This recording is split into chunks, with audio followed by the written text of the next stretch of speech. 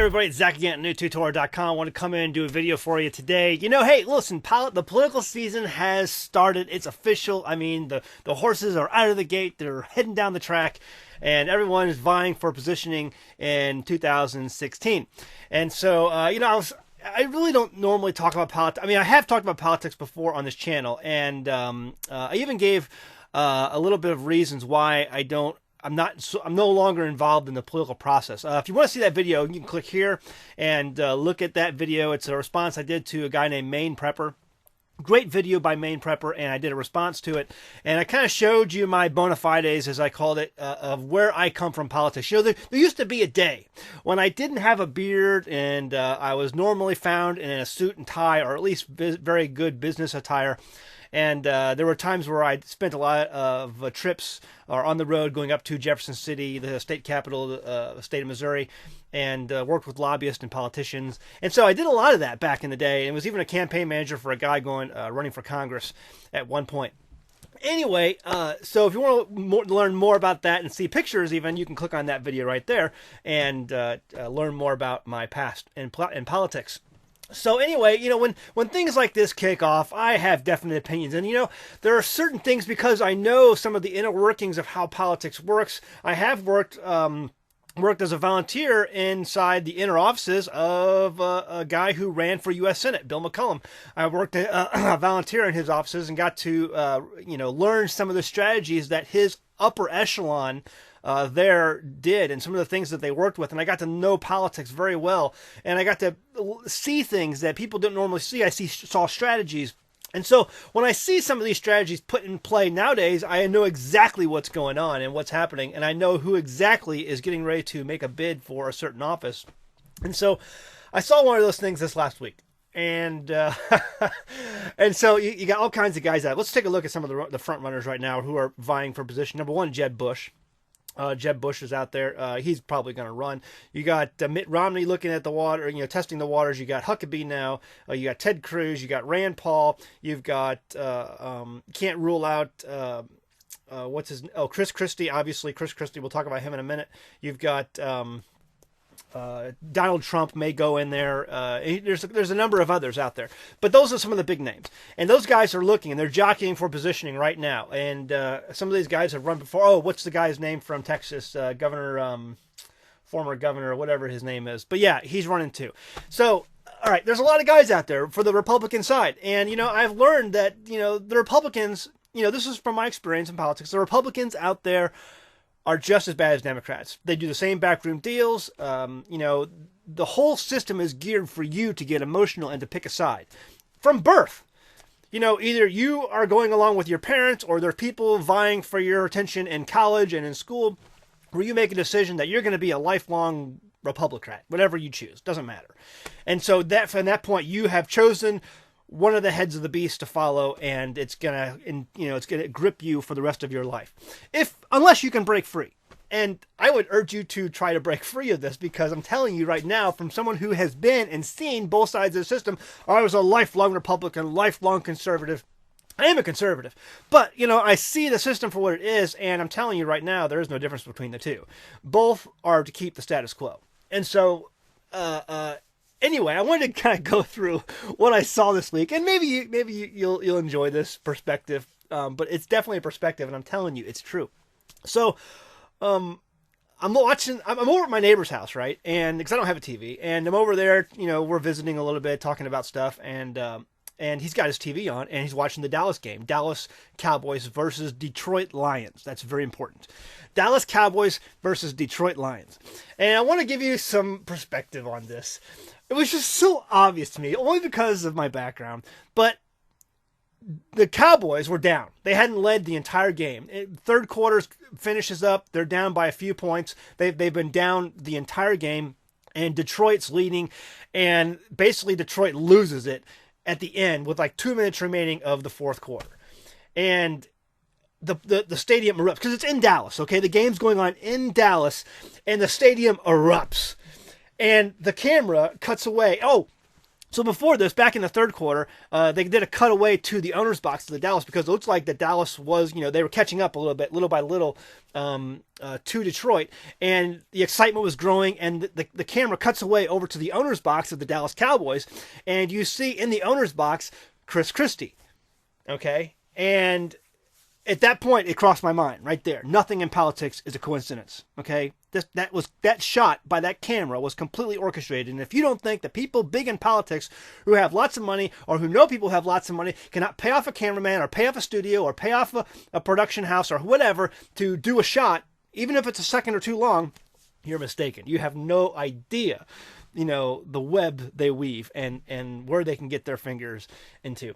And so the camera does a quick cutaway, third quarter, right to the owner's box, and they see Chris Christie there with the owner of the Dallas Cowboys.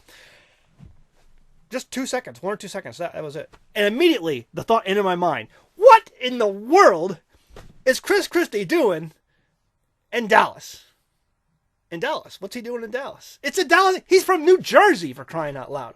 What is it with people, politicians from New Jersey? If you know anything about me at all, if you knew me before I came to this whole New Tutorial website and all this stuff, and you knew me in politics, there's a few of you out there, what is it? I've gone head to head with New Jersey politicians before. I mean, in my life, in my working life. What is it with New Jersey politicians? They always want to go somewhere where there's nothing to do with New Jersey there. It's Detroit versus Dallas. Yet there's a New Jersey governor in the owner's box of the Dallas Cowboys. Oh, orchestrated. Let me keep going. And so anyway, Dallas starts catching up. They take the lead, and 2 minutes left, basically they recover the ball, and the place erupts again. The camera immediately cuts over to the Dallas owner's box, and there is Chris Christie hugging the owner of the Dallas Cowboys, and the camera catches it. I'm telling you, that's orchestrated. There is no ifs, ands, or buts about it. Why is the governor of New Jersey in the owner's box of the Dallas Cowboys? I tell you, money.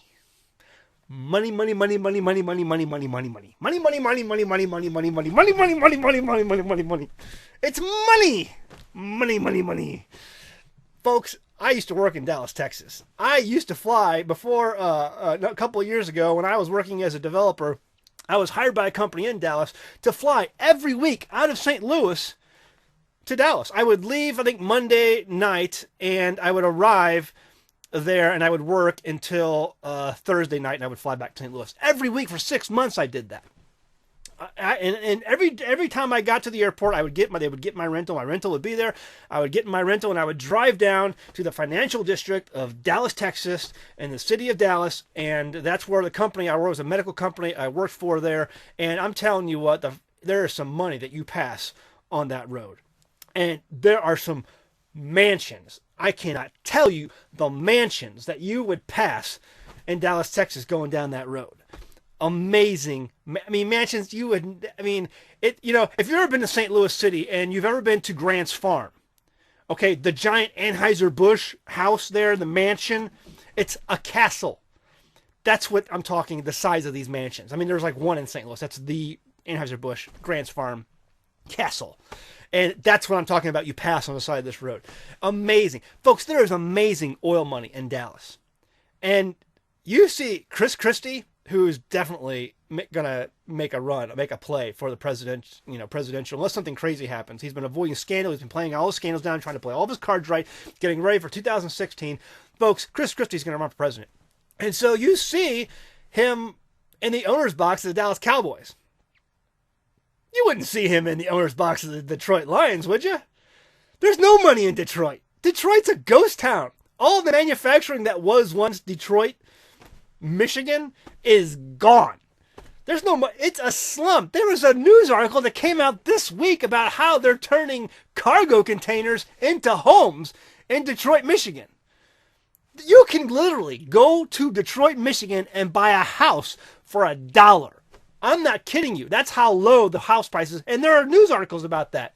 You can buy a house in Detroit, Michigan for $1. It's in the worst neighborhood possible. You're going to, the life expectancy in the neighborhood's probably, 60 days or less. But, you can do it.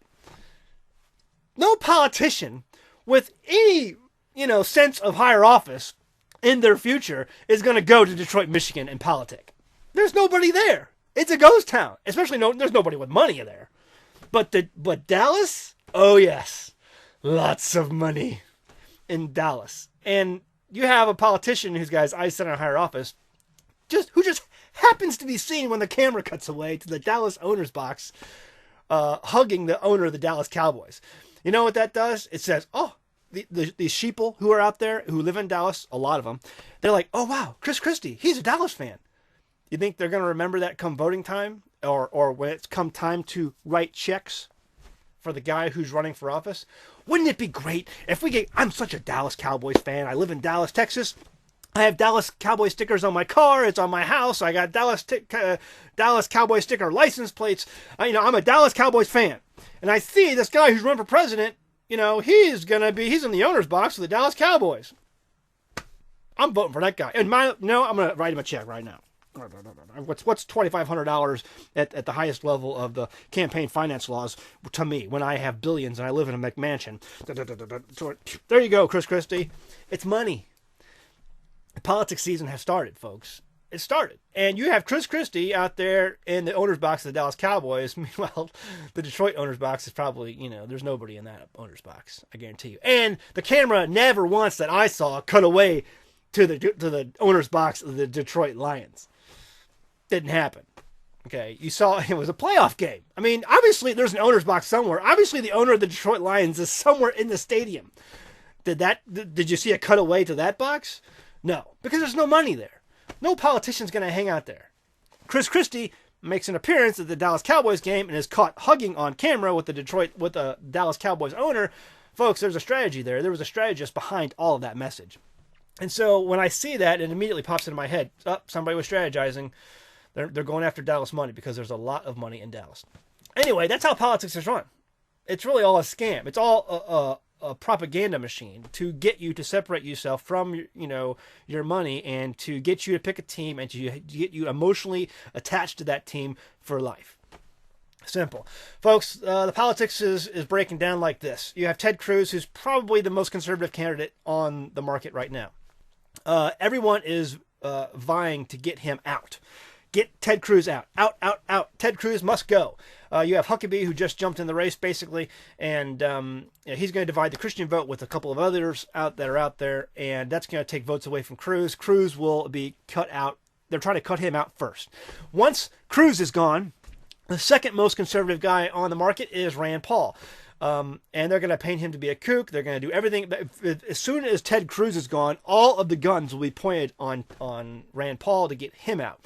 Now, my opinion on Rand Paul is that he is basically a sellout. He sold his father out back in the last election for Mitt Romney.